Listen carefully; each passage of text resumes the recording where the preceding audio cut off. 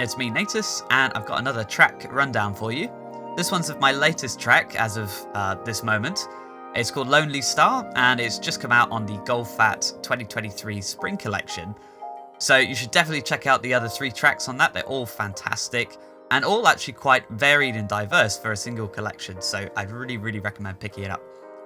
You can listen to that wherever you prefer. Spotify is my preference pretty much, but anywhere basically that suits you. And yeah, this track in particular is an interesting one for me. It's a bit different from what I've been doing more recently. I'd say my leaning has been towards using orchestra most and using more acoustic sounds, and that's still my preference, but it didn't start out that way for me. I was very much enamored with synth sounds and digital kind of atmospheres and stuff like that. Partly because I think my producing began as a sort of rebellion from my surroundings, which was I was at a music school, a boarding school, where we did lots of classical music and jazz as well. And I was training as a violinist, and I had violin lessons and then quartet rehearsals and orchestra, and everywhere you're just surrounded by music.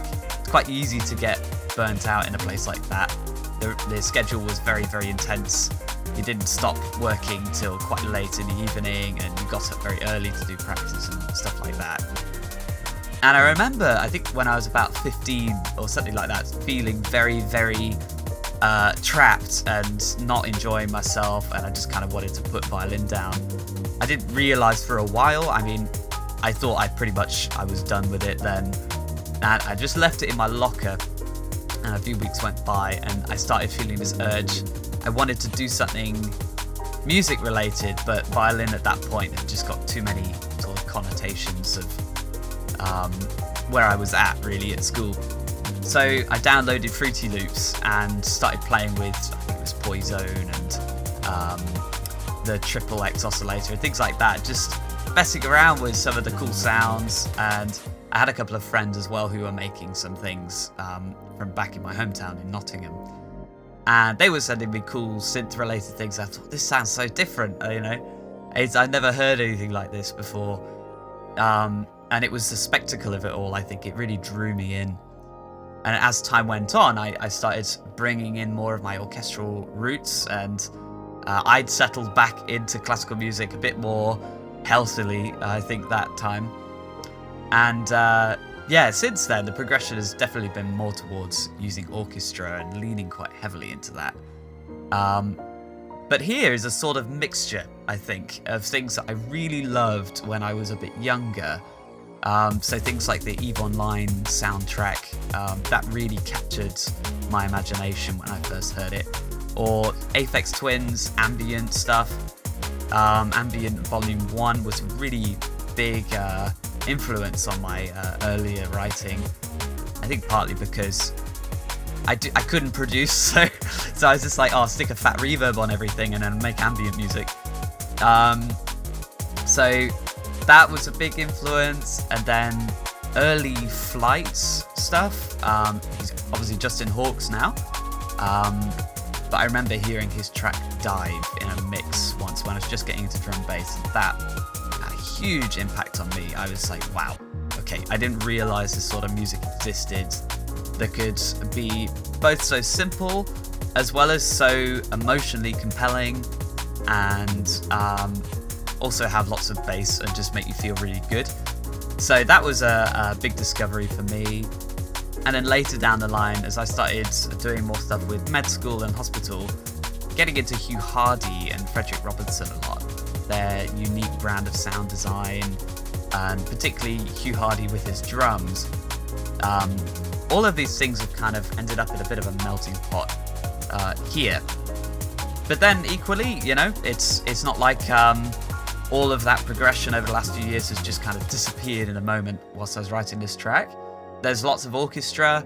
There's a particularly prominent flute line, particularly from my last EP, In Search of Sanctuary. I think using flute has become a bit more interesting to me. It's quite a unique sound and stands out very nicely against electronics. So that's definitely had a major influential role here. So yeah, it's just lots and lots of different things, and I think as well as we get into the bass line writing, I've gone back to doing a little bit more of a groovy bass line, which is maybe similar to some of my earlier tracks where now I think the bass has taken a secondary role, even though it's, drum and bass music. I'm so much more interested in melodies. But we'll talk more about that in a second, because the bass is actually kind of quite melodic here, and I think that's important. Anyhow, I think the first thing we'll look at is some of the sound design, because that's how this track ended up being so different from where I'm at currently, is that it started really from a sound, which I wasn't really expecting. I just bought FM8 on a plugin boutique sale, and yeah, you might say I'm quite late to the party, and yes, admittedly, I've been going many years without FM8 in my arsenal, but I've been using Serum a lot, and I was getting pretty tired that it had some limited FM capabilities, because I like doing FM synthesis, and whilst it has so many other cool warp modes and things like that, I was thinking, wouldn't it be nice if I had like 8 carriers instead of just 2? So yeah, I bought FM8. It only cost me like 12 quid or something crazy. And I started just playing around with it, and I came up with this sound, which is a very basic sound for FM, but it just sounded really good.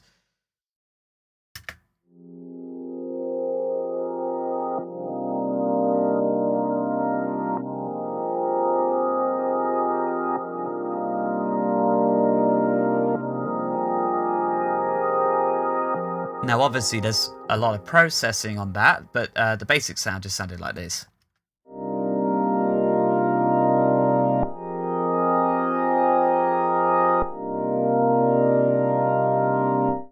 Which is, it just plays one of my favorite voicings, which is just a nice minor 11 chord voicing.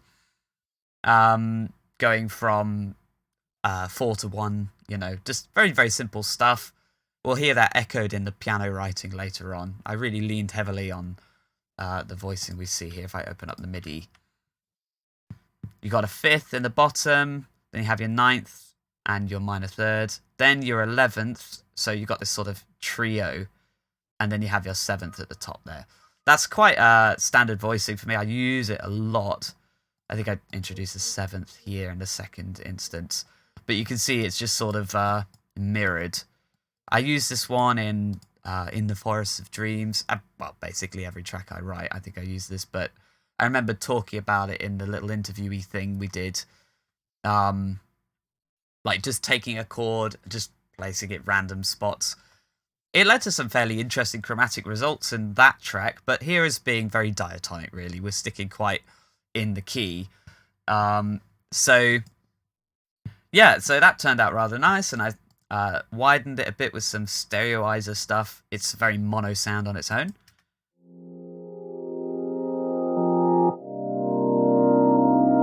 So I thought, add a bit of stereo, and then expand that with a nice sort of juicy reverb. I absolutely friggin' love Valhalla Supermassive. It's free, which just baffles me, to be honest, because it's a wonderful reverb. I use it in everything. I haven't bought any reverbs for a long time, just because I find this one so useful, and the other ones I have, in the niche cases when I need it, I've got something like Denise Perfect Room for like a drum reverb or something like that. But for your big atmospheric, like lush reverbs, this is just perfection. I absolutely love it. It's also really handy because it's got this warp feature, which means you can adjust between a delay and a reverb. And the way it works is it takes a delayed sound and then sort of creates extra delays from that, like a normal reverb would. But you can adjust how much it's doing that. So you can go in this weird sort of middle zone between having a delay and a reverb, which normally you'd need a few plugins to do on a FX Send if you were going to do that. So saves a lot of time, and it also has a really nice characteristic sound. Tons of different algorithms you can use. So yeah, I really love it, and it just sounds so good on this pad.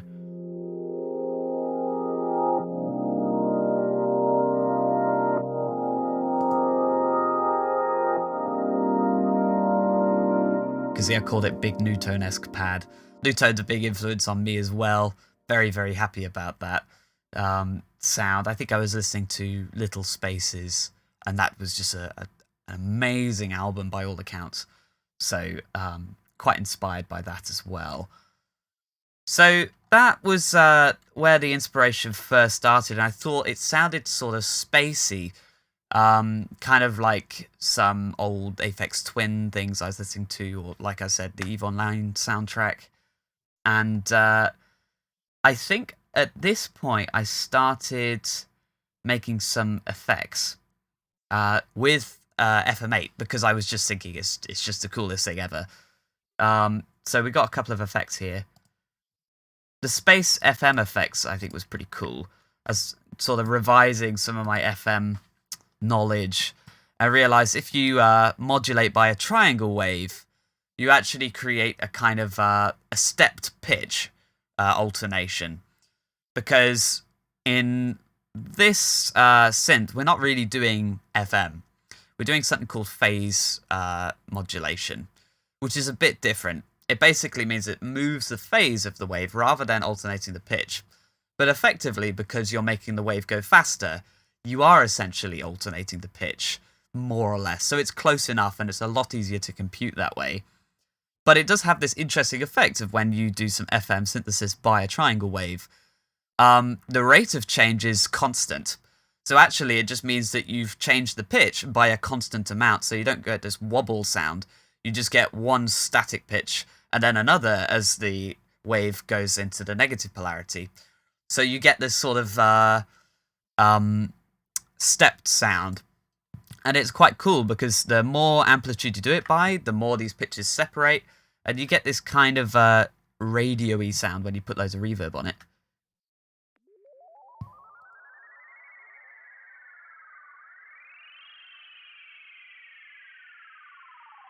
So I thought that was quite cool. And you can hear it later on. Use it as a sort of a nice little way of building up the sound and create a bit of a climax point before the drop. So that was cool, and still, again, it's very simple sound, just modulating the FM amount by modulating the level of the carrier here. So it's not super technical, it's just doing some simple stuff with lots of reverb on it. Again, Valhalla Supermassive, just love using that. Very handy for this ambient, spacey stuff. There was another thing. I'll get onto the Digital Steel Panda, the lead, later. There was another thing I was doing. I think this was with Serum. Yes, this was with Serum. So I decided to put FM8 down for a moment. Even I know you can't just use something for every sound, even though it's great and it's fun when it's very new to you, right? But I tried to capture a similar sort of idea using the chaos and the unison detune range. You might not realize necessarily, but in the global tab, you can actually adjust the range of the unison detune. So effectively, I'm doing the same thing here. It's creating a sort of ever-expanding range of pitches, sort of detuned pitches. And I use this later on to create some kind of like, I don't know, cosmic wind. That sounds like this. Quite quiet, I think.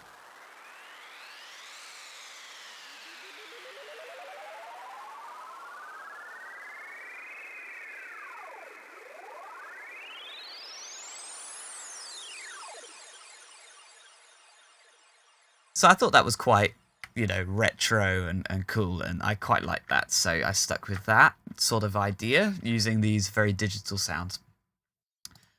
And then I can't exactly remember how I made this. I think I just sort of did a bodge job of it, but it sounded kind of cool. Which is, I think, unfortunately, how a lot of the process goes when you're producing something. We probably don't admit it, but it is kind of the way it is sometimes. And this was with FM8 as well. As you can tell, I was just super happy with this synth.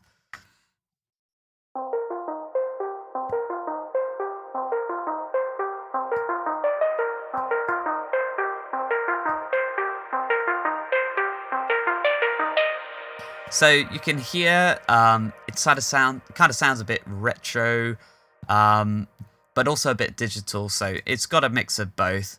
I just used the noise carrier to add a little bit of fuzziness, and then did some filtering and whatnot. Quite simple, really. I did a little bit of feedback as well, which just helps kind of convolute the timbre of the sound. So that was quite nice. Doing some square wave frequency modulation. You can see I've detuned the ratio slightly so that it sounds a bit weird and not quite perfect. So I think that was sort of what I was going for. This slightly not perfect but digital sound, which gives it a bit of a retro vibe. So you see I can do some level modulation here to create the envelope of the sound. But something that's very important to this sound is the way I was using reverb in the drop. So if we skip to bar 49, which is where the drop happens, and I'll show you the automation I used, you can see this waveform I've made here, which is the mix knob on Valhalla.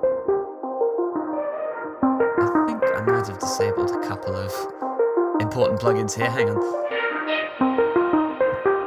Yeah.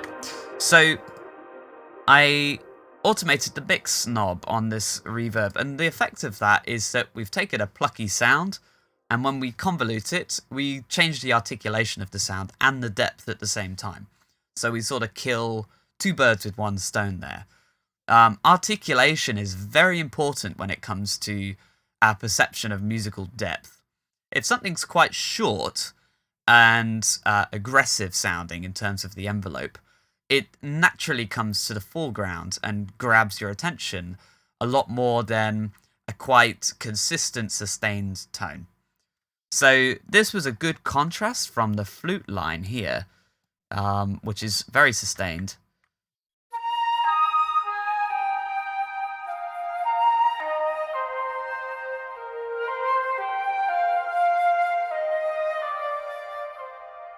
So when we put them together, they don't really get in each other's way musically. So we can kind of hear the flute as a musical background thing, even though it's a melody. And then this pluck is going to take up some of the foreground. So it's not really all about the level in your mix or what frequency band it is. I'm sure it's been repeated so many times, but a good arrangement does make a good mix. And that's because, generally speaking, when we listen to music, we don't listen to it as sound engineers or mixing engineers or whatever. We listen to it as people who are listening to music. And so the idea of musical foreground and musical background is just as important as how much reverb we're using in a mix, or what the level is, or what frequency band something is in. So you can hear these don't really get in each other's way too much.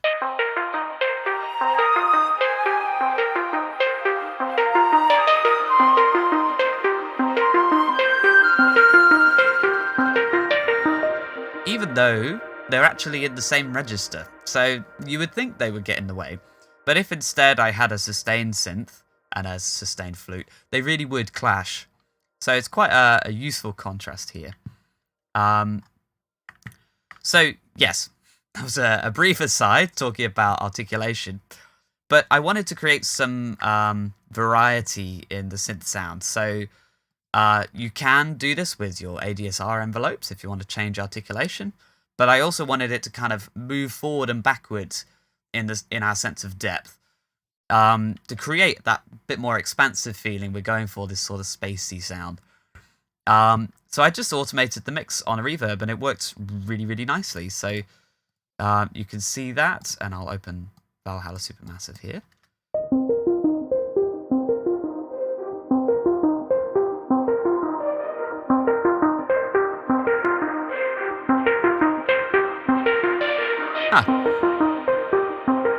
You should actually be able to see the mix knob moving there, but maybe it's this one.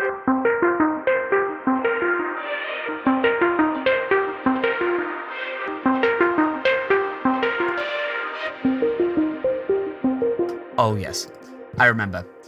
Oopsie daisy. I started off by doing the reverb automation on the channel, but then when I layered up a couple of sounds to make the rest of this sound, I transposed it onto the group channel, so it's actually going on here. So yes, that was disabled for a reason.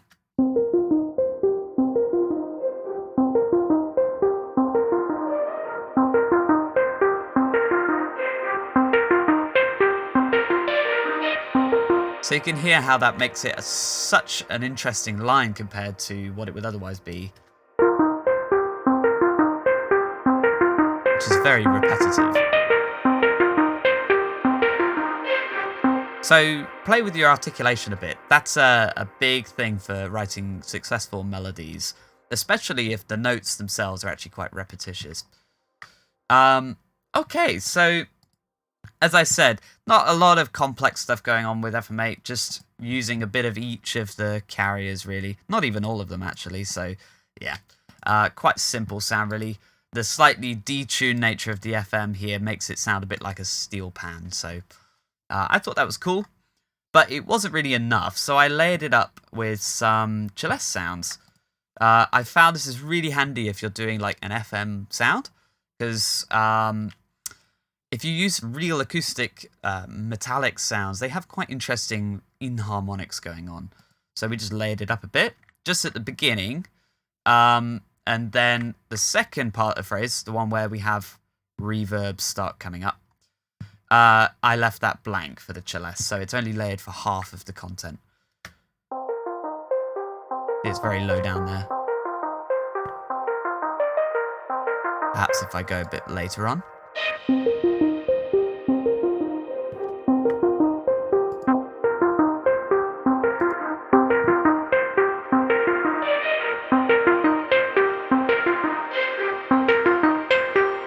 You really only hear it maybe in those last couple of bars coming into its own, but it adds a little bit of a sparkle, which is what we're going for, because I had in my mind the whole time the sound of stars and the cosmos and all of that kind of like teenager watching Marvel movies kind of stuff, you know.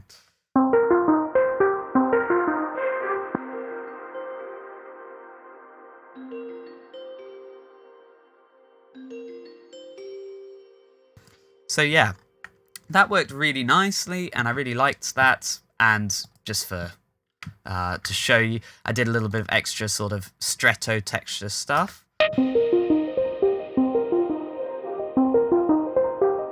Just duplicated the channel there and delayed some of the MIDI. Just a little way of building up textural intensity as we work our way to the next section of the drop. But yeah, for this celeste, it really came into its own when I bounced the audio out and I reversed it and then layered that onto the second part of the section. So, as you might remember me saying, I just did the celeste for the first half of the MIDI, and then I had the reversed celeste layered in the second half. Let's go to the end again.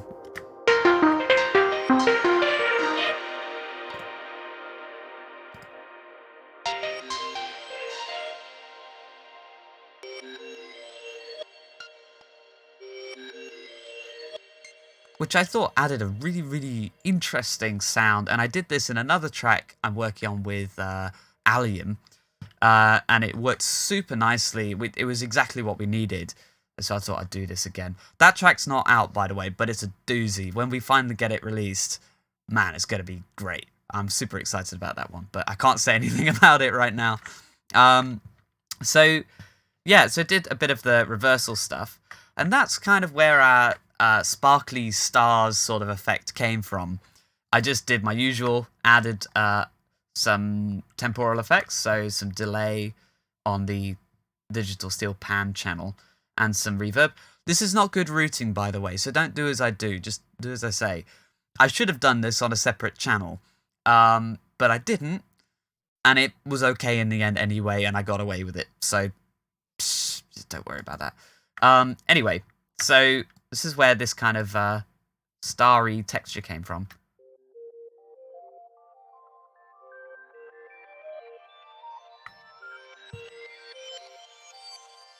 which you just kind of hear the sparkly cosmos sort of scape there.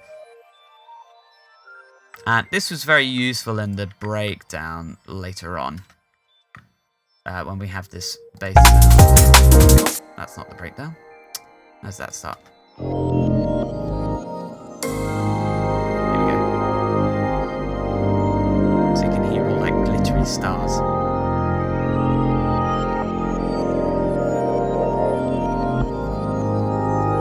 And that was just super important for creating the image that I'm trying to capture. I draw quite a lot on the sort of musical philosophy of impressionist composers and things like that, about trying to make kind of picturesque sort of music, which captures an image more than maybe a sentiment, like romantic composers who are very much obsessed with the kind of heroic narrative sort of idea.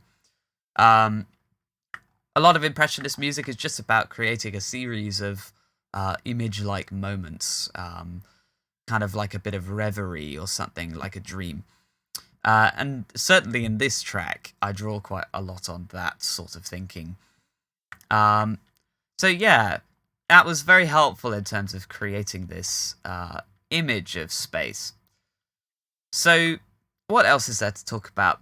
We have some more FM8 sounds, but there's really nothing particularly interesting about those. They're just filler bits, you know? Like we have this little... Maybe this is where the Hugh Hardy sort of influences come.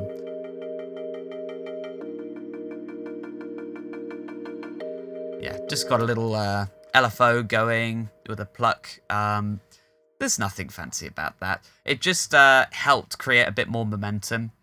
Generally speaking, whilst I said, you know, I draw a lot on impressionist thinking about music, I do also draw a lot on romantic thinking, where music is very much a kind of narrative tool. So I think it's very important to keep track of your musical momentum, the development of ideas, and contextualizing those ideas in a way that creates a sort of a journey from A to B, or to C to D. However many destinations you've got in a track, you know, it can vary quite a lot. This one's a very simple track, really, so it doesn't have a lot of E.G., you know, all of the other destinations you might possibly think of, but something like Falling Up was definitely one where we go through many more intermediate states before the drop. But yeah, I'm always thinking about that, really, about having a character, kind of an identifiable individual who goes through a series of different contexts and develops as a result. And I think that's quite romantic thinking, really, about music. That's been around for quite a while now. Yeah, it works very nicely in a genre where we're mostly focused on sound design. So yeah, this little pluck is just kind of adding a bit more of a agitated context for the solo flute.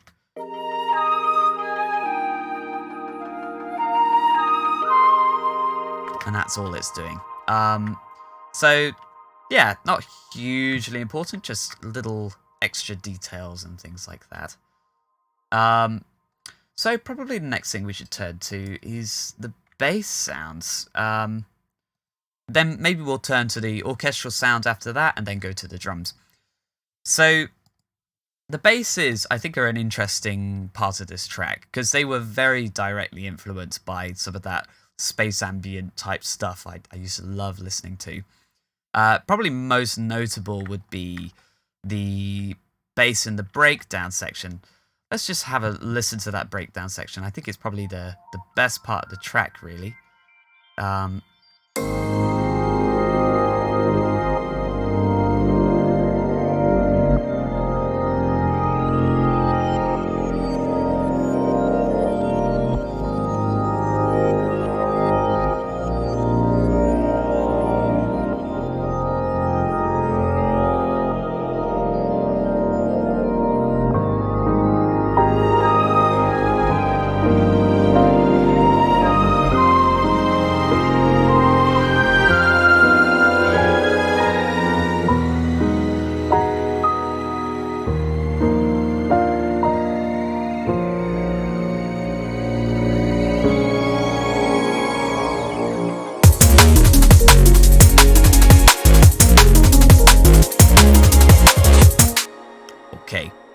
So this breakdown is interesting because there's a few interesting like compositional things going on, but also this paired with some very um, imaginative sound design, which is unusual for me. As I say, I don't usually start from an interesting sound. I usually start from a melody or something with a kind of more narrative focus in a track. So here is where I started using something called ring modulation, and I was getting very into it around the time I wrote this because it's not something I'd really explored a lot before. I thought, oh, it's just that weird extra on a sort of analog emulation synth or something like that. But I didn't quite appreciate how useful it actually can be. So what is ring modulation? Okay, ring modulation is basically where you're creating an envelope at a waveform cycle rate. So it's not like a long envelope like our ADSR sort of stuff. It's running at the speed of an actual waveform. So often it might be sort of 300, 400 hertz or something like that. And you can very often use a static pitch. So when we have a ring modulator module or something like that, it'll have its own little oscillator and you set a pitch for it and you let that run. So that's what I thought it was. I thought that's pretty boring really, because it sounds great on one note, but as soon as you change the note, the relationship's gone off now because that ring modulation is the same and your note has changed and now it just sounds all weird and not great. So I didn't really like it that much for that reason. Which was until I realized that in the Melder like free production pack thingy, I can't remember what the name of it is, but they give away like a ton of free plugins which I use all the time. They had a ring modulator which you could do sidechain inputs for, which I thought, now this is cool, because I could do away with that problem of having a static ring modulation, and I can have it match the notes of the actual thing I'm modulating. So it's going to be always having this certain relationship. So maybe a bit more like what we're familiar with FM synthesis, where it's always keeping the same ratios. So this got me thinking about how I can take a sound and then kind of chisel it with ring modulation. So the benefit of this is you can make a fairly soft sound for a bass sound, but something which has a nice kind of timbre, a nice formant to it, and then you can chisel away at it by ring modulating it by like a sawtooth wave or something. And that, in essence, is going to make it have that bite that you really want for a nice synth sound that's like a more drum and bassy kind of thing. So you can get the best of both worlds, where often if you're just doing a single sound and a single synth, it's very tricky to get both of those things because often they rely on different processes. So to have that sharpness as well as the kind of unique character of a sound that we've created by things that say use phase cancellation like detune and things like that. They also have this habit of creating less abrasive and slightly smoother sounds. So it's opened up a whole range of possible sounds that we can use. So if I just take the ring modulation off this breakdown bass and then disable the sidechain input, this is what we have. And it's actually, would you believe it, a piano. Which is certainly receiving its fair share of effects and filtration and all that sort of stuff. But if I just disable all of them, it's just a piano. And this is what I mean. Piano is quite a soft sound. It's not this really digital abrasive sort of sound. But it has some interesting harmonic content and just an interesting formant and timbre. So I really liked the idea of using a acoustic piano. So then I took M-ring modulation and used the sidechain input here. Now, as you can see, they also have the standard just fixed oscillators. But they're pretty useless when you're coming to doing this sort of thing. Because they, as I said for reasons earlier, they just stay put and they ruin the relationship between your modulation and your actual sound. So I had this duplicate track with, I think it's probably a serum running. Yeah, you can see there's no effects on this. There's just some warpy kind of modulation. This is the second benefit of using sidechained ring modulators, is that you can actually do quite complex sidechained sounds to create an interesting envelope for the ring modulation. So instead of just having like a very limited choice of like saw wave or square wave or sine or whatever, I can create some very weird sort of envelopes, which is nice. It creates a lot more interesting harmonic content and just a general texture to the sound. So you can see I've done a lot of automation here, and you can see some warp stuff, some sync going on, which creates this sort of, I don't know, for some reason, to me it sounds like a wormhole. I don't really understand that association, but maybe that's like from when I used to play EVE Online or something like that.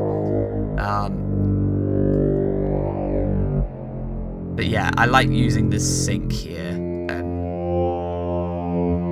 I don't know, if I were to put a name to this sound, I'd call it like a quasar or something. It sounds weird and like sounds I heard in spacey movies from the 90s or something like that.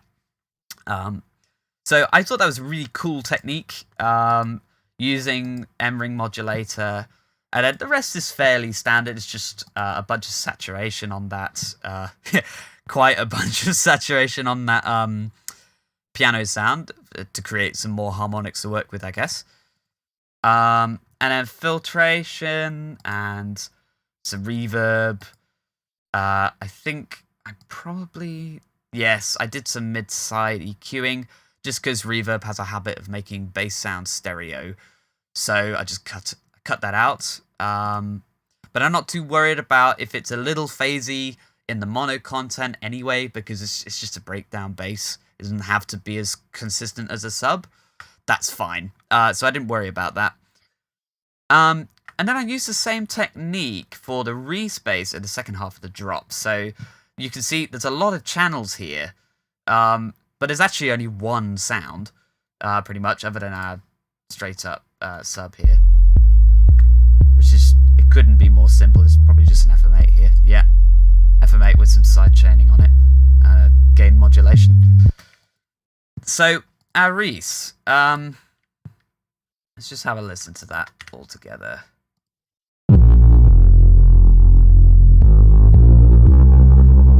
You can see this channel looks scarily loud, right? But it's actually not. It's not going anywhere. You can see there's no output here, so it's fine.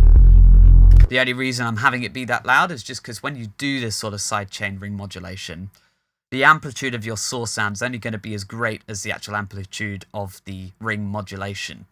So it needs to be very loud on input, basically. So just beware of that, especially if you haven't got much headroom going through, maybe if you put a plug-in on your sidechain source that's going to dip the amplitude. Just beware of that. So yeah, later on in the drop, if we have a listen with everything.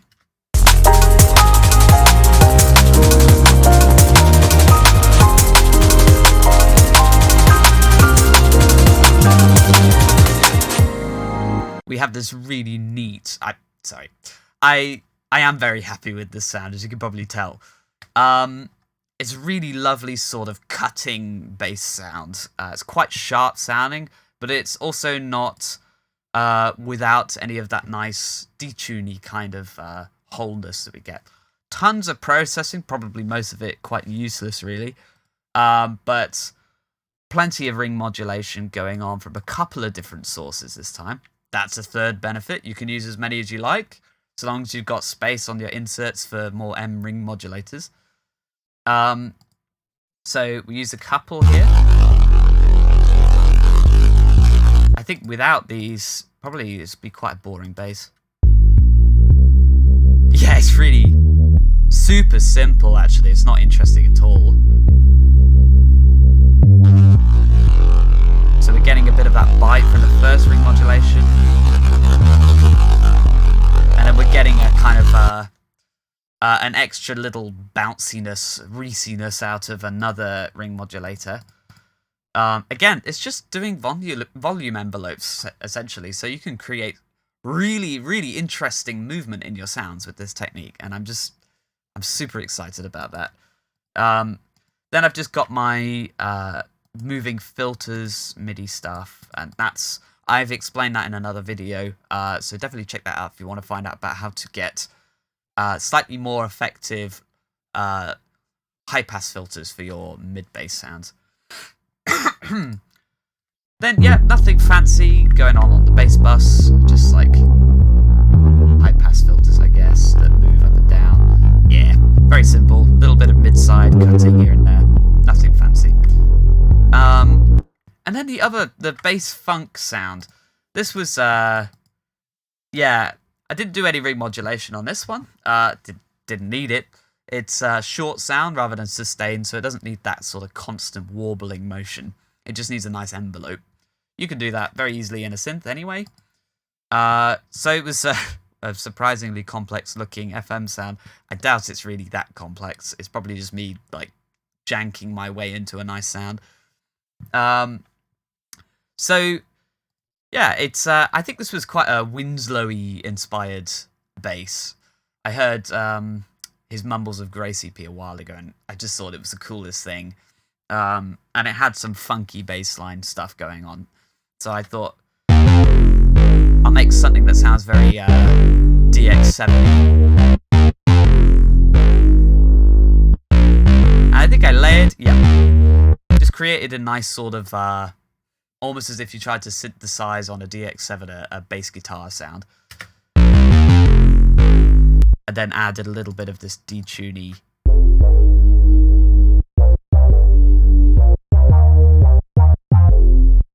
That really adds the kind of funkiness to it, I think, so I quite like that.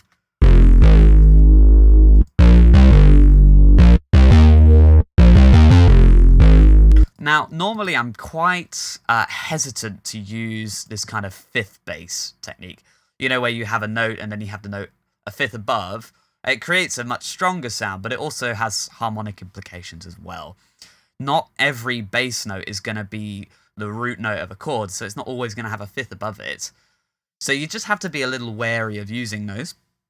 But for some reason, it just kind of worked here. It didn't really make me feel like it was arguing about what the chords are.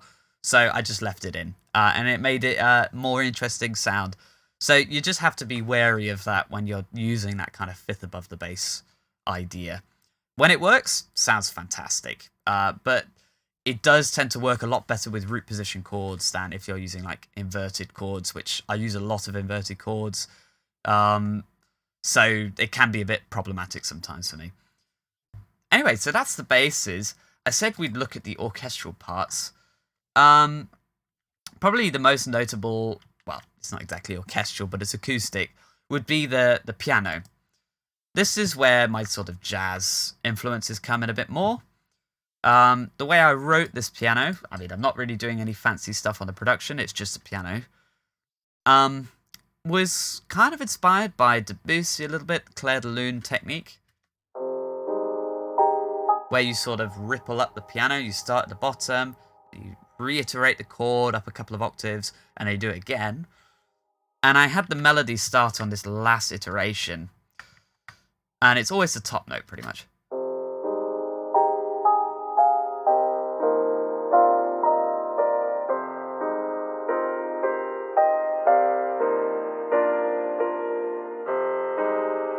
Again, you can see that very favourite of mine chord voicing.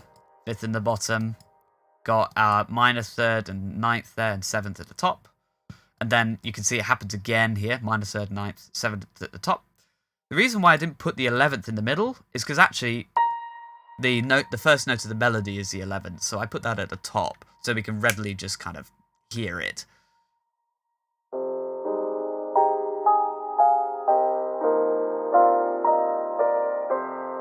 And always when the melody is playing, it's surrounded by other notes in this kind of chordal texture.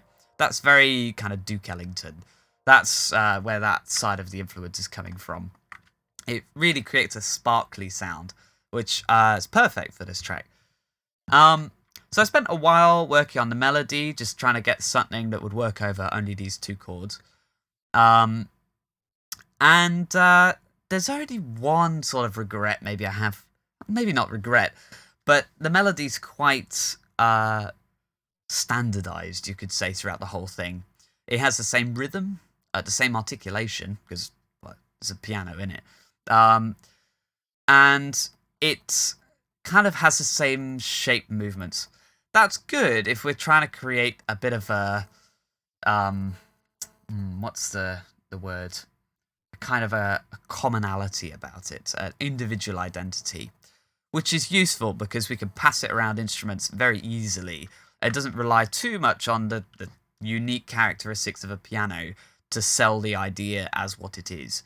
It has a sort of inherent identity that we can actually throw around a bunch of instruments very easily, and we can hear it and hear, oh, that's that idea again. That really helps the narrative cohesiveness, I think. The only regret maybe I'd have is it's not a very diverse melody. It can be a little bit samey. Hence why I think these other notes are needed to make it, to beautify it a bit. Otherwise it'd be quite boring, really. So that's all that is with the piano, to be honest. It doesn't change much. We add it in a little bit during the drop. Add a little extra something, but it's very reduced part.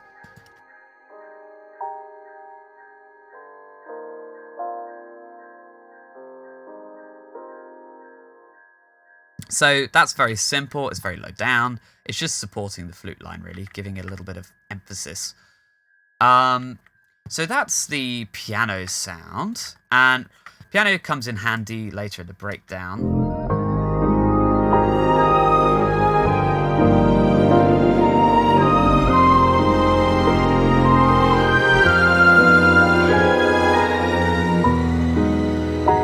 Becomes our kind of soloist here.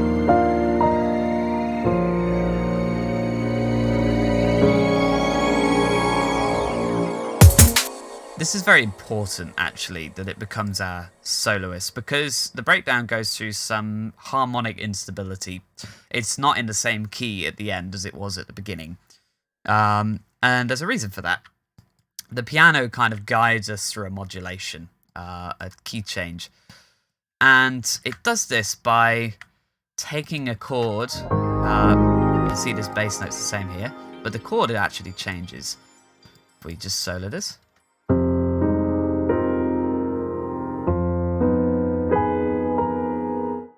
It goes from a minor chord to a diminished chord. And that diminished chord creates a little bit of sense of instability.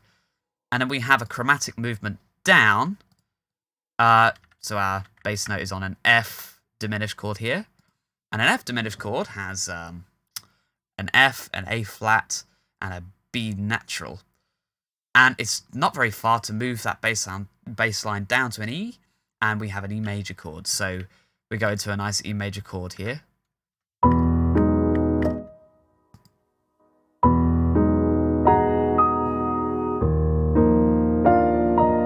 So it goes E major, and then another chromatic movement down to E flat major.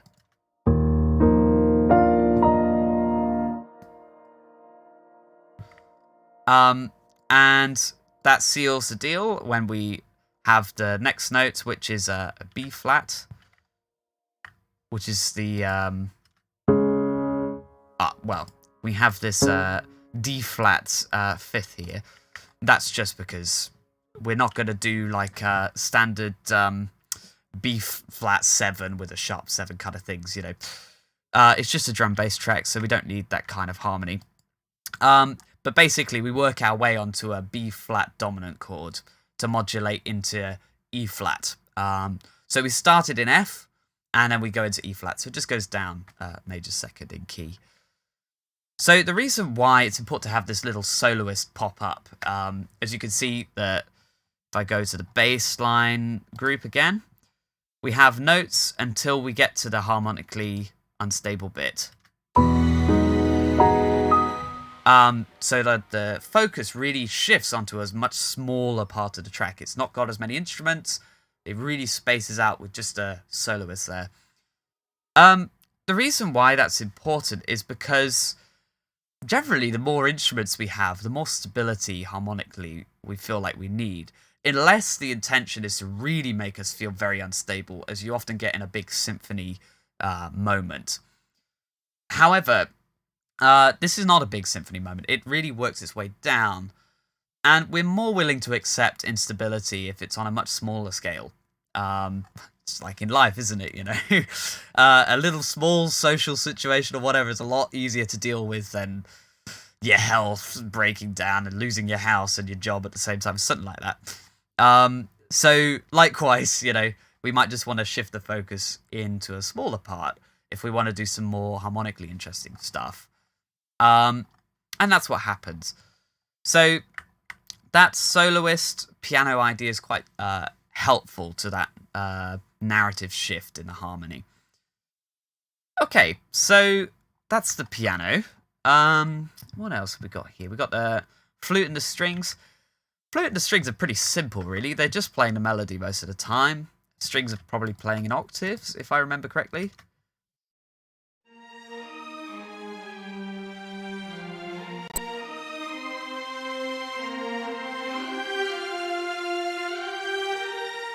So there's nothing hugely complex going on. The only thing I'd say is maybe quite interesting about this part is in Spitfire BBC Symphony Orchestra, if you use lower velocity on their legato patch, it adds in a shift, which is like the sound between the notes when we're moving positions on the instrument.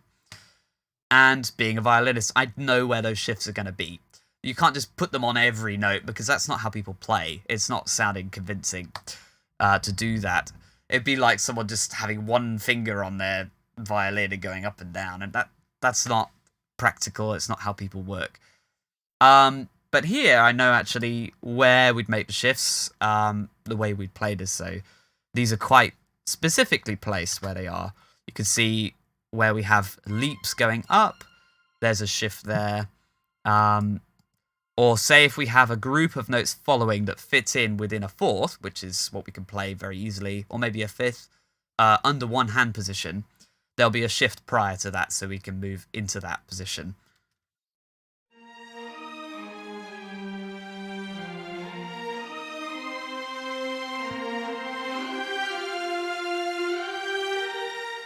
And this shift here, whilst not necessary, is actually there because often if it's easy to do, or if it's at the end of a phrase even, we're going to shift into a position which is going to mean that maybe second or third fingers land on the important note, because they're very easy to do a nice vibrato on and very expressive. Much easier than, say, using your pinky. So there's a shift there. I would imagine be first finger, and then you land on your third finger, which is this one. Nice, wide vibrato. So that's the logic behind that. And obviously, your normal dynamics, modulations, and whatnots. But most of the time, they just double that same old melody. The same idea. As I say, the narrative aspect is all about taking an idea and developing it and recontextualizing it. So these strings just do a little bit of the work in terms of that narrative. So yeah, that's the strings. Very simple. I've got my normal strings high violin note. That's just a standardized thing now. I think it's nice. It's just like you got a bass line that's very low, and then you got a top note that's very high, and it just kind of buttresses the whole track. So everything happens in between those places. It creates a sense of stability, I think. Don't quote me on that. I don't know why I like it, but I do. I just do it in every track, really. So what else is there? Okay, probably time we turn to the drums, which I know is all what you're wanting. Drums are not very complicated in this track. I think it really came down to the sample selection, to be honest, which In truth, is probably what most of the drums in the tracks you like depend on the most, is just good sample selection. You can't really force two samples together if they just don't work. It's very, very difficult to do that. And it's very hard to know what will work, to be honest. Like, sample selection is very, very hard, and even people who are very, very good at it, I think still most of the time they struggle. It's very frustrating, and sometimes you throw something together and it works and you have no idea why, and that's just it. And I think this was probably one of those tracks. It just kind of came together very nicely. Some slightly sort of telomic sounding drums. I think I did a release which he was part of a little while ago. Galaxy Formations, yeah. And that, I really liked his track on that, though I do forget the name, which is unfortunate.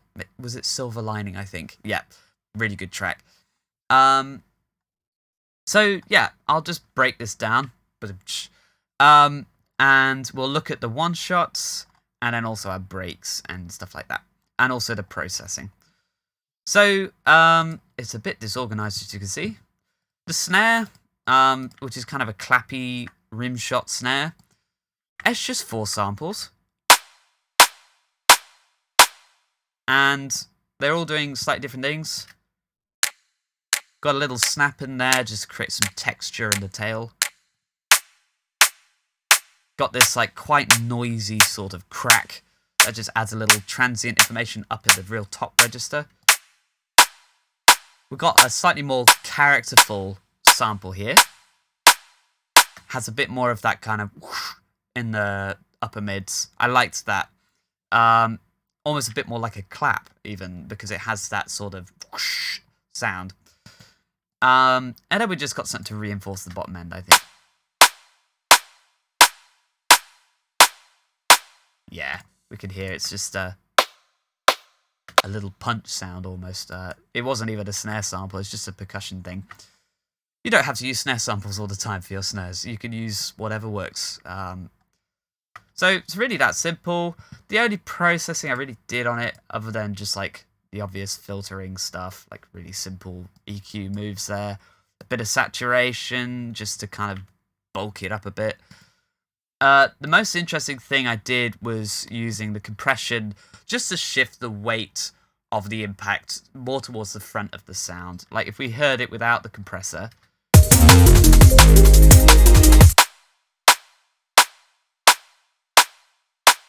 it doesn't sound like, it sounds like it's sort of constant and then it tails off, rather than being this nice kind of thwack.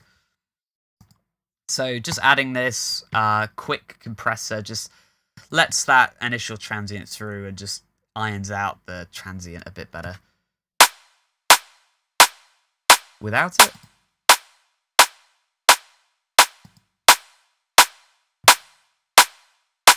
so yeah, you can just see it's a bit more front heavy, and that's all that was needed there. So that's the snare. Hi-hats, probably equally fairly simple. A little loop cult percussion loop here.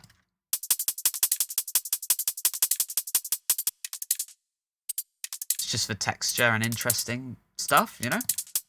Then we've got our main hi-hats here. Not very different, really. Just got slightly alternating pattern, so it's not really monotonous. And then we've got an open hi-hat, I think. That was quite important for the groove, I think, just to create a bit of an offbeat emphasis, especially because the bass line's very offbeat. It helps to kind of mirror that into drums.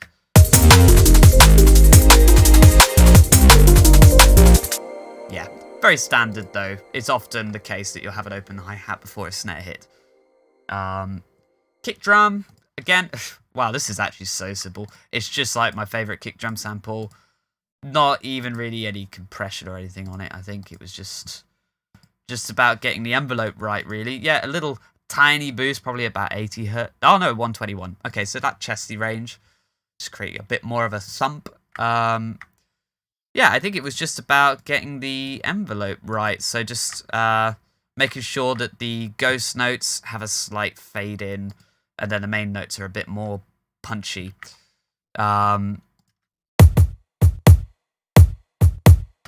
Just to say, if you want to do ghost notes on a kick drum, it's important to shorten them. The reason being is that kick drums have a kind of long progression from upper frequencies to lower frequencies. So you don't have to put them on a separate channel and high pass them. You could just shorten them and then they won't play those frequencies, because those frequencies, the really low stuff, they happen at the end of the sound. And it also means that it sounds like it's a lie to hit, so you kind of kill two birds with one stone there. So just a better way to do it, I think. Little offbeat percussion. I think that's probably the same percussion sound as on the snare drum. So just create a little bit of a shuffle. Yep, nothing complicated. Little shakers. Just creating a bit more kind of finesse. I don't know. Got a crash cymbal. Yeah, it's super simple on the one-shots, really. And no complex processing really going on. It's all just the right sounds and they all fit together nicely. Which I know is deeply frustrating almost an hour into this video now. And I'm telling you, oh yeah, it just sort of happened. No tips, really. Sorry. Breaks. Okay, let's have a listen to those.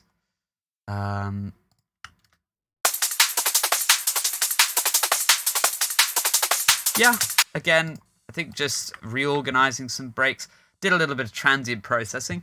It's nice with breaks. You kind of want it to sound like one kit, really. You don't want them to sound... So one group of breaks sounds really sustained, and then one sounds really, really choppy and snappy. It's difficult to make that work and sound like a whole.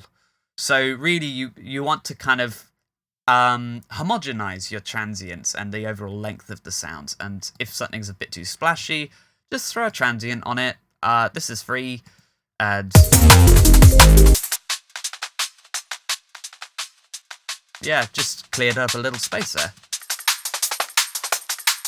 Again, just cutting out the bottom end so it's not muddying anything. That's all I'm doing here, really. Ironing out some harshness. Just added an amen to add that kind of spaciousness to the whole break. But as you can see, there's lots of things I don't like about the amen in terms of the upper frequencies. I need to buy soothe, but I'm poor. So I just did it in the EQ. And a little something to just create a bit more momentum here. Yeah, real simple. I think for the breaks, yeah, I think I just did some multi-band. Pretty much only just to use a single band, actually, you can see. I just wanted to maybe flatten out those really top stuff so it sounds a bit smoother. Again, it's that kind of same idea of wanting to homogenize your transients, pretty much. Okay, so when it comes to doing drums... Oh, wait. I forgot the one really, really important thing about this break, which I'm really happy with. And I always try to subtly put one in if I can. Where is it? Here we go. It's a cowbell! Bring back cowbells, please. We love cowbells. Just put it into the background a little bit with some convolution reverb. Did a bit of compression.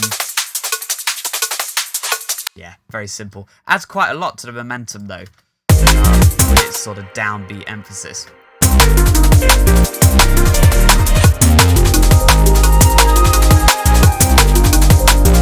It's a remarkably stabilizing force in the whole journey of the track. Just a little cowbell. I love that.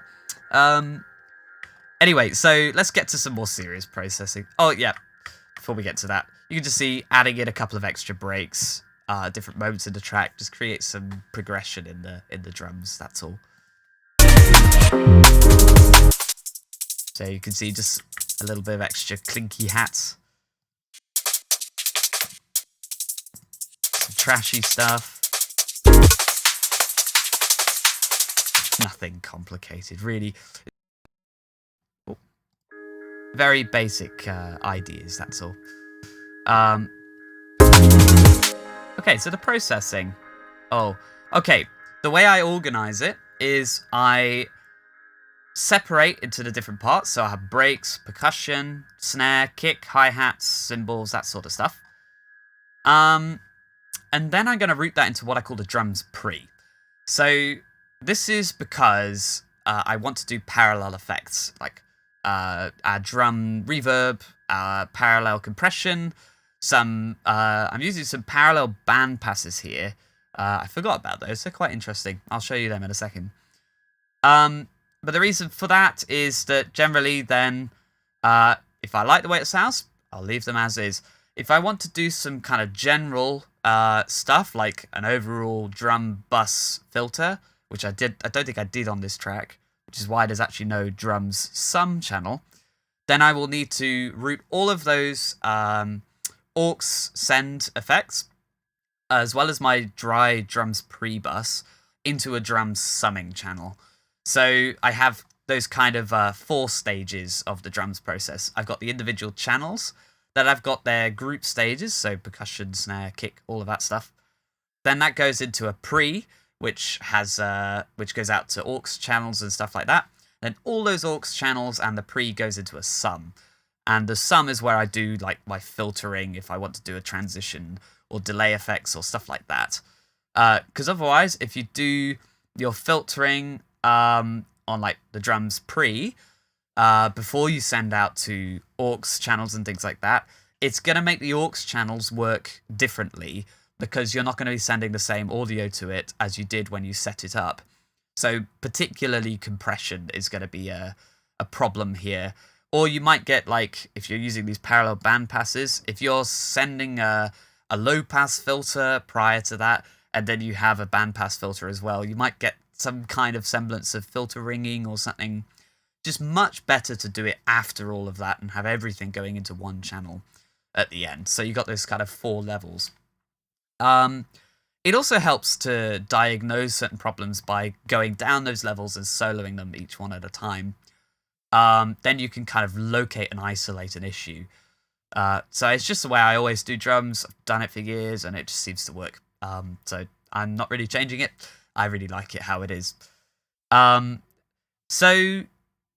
we've got our parallel compression, very standard, just using some Molotov, saturating a bit. These are free plugins, by the way. Well, not this one. I got this on the cheap, because I always get my plugins on the cheap. Don't buy expensive plugins if they're not really going to help. That's just my advice, which is most plugins. Molotov's free from Tokyo Dawn Labs. Use this all the time. Very versatile compressor. Just a little bit of very sharp, fast compression just to create a bit of fullness in the sound. Hence why I saturated it as well. The parallel bandpass filtering. This is basically, if I solo these, it's a trick I found from Dan Worrell. Basically just fattens up your drums if you isolate some frequencies and put them on a parallel aux send, and you just sort of level them up and down. So for the kick, it needed a bit of reinforcement, so I took this.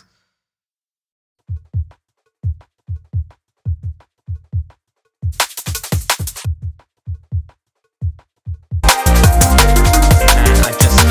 just added it on top. So if I muted both of these for the snare and the kick, you'd probably hear quite a difference.